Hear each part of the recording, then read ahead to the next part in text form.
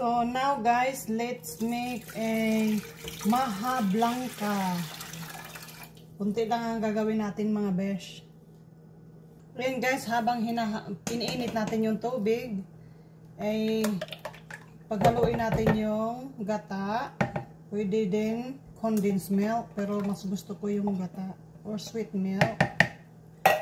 And condensed. Hindi na ako maglalagay ng sugar. Ito na lang condensed. Matamis na to eh.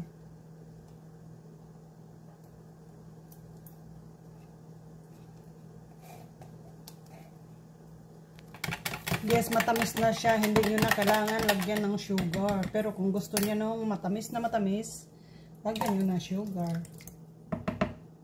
Yan, yung cream corn style po ang ihahalo natin. Ipi-flavor natin. So, yan na po guys. Kumulo na po yung tubig. Ihalo na po natin itong ating ingredients lahat.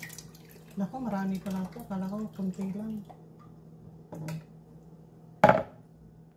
Yan guys, nilagay na natin yung cornstarch na tinunaw natin.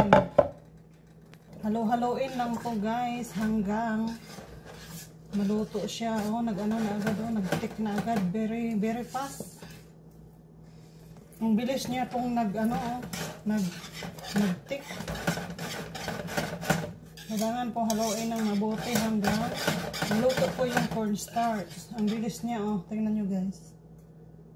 Creamy maha blanca with corn. So creamy. It's so yummy. Look how creamy is that. So it's done that guys. Ready to transfer. Transfer na natin guys. Ayan. Oh.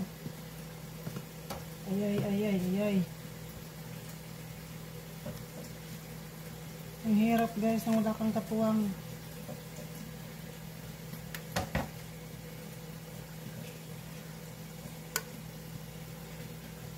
Creamy maha blanca with corn. So, ayan guys. Ayusin lang natin ng konti para magpantay siya. Oh. Nag-umpisa na siyang tumigas. Ang bilis. Ang bilis niya talagang tumigas.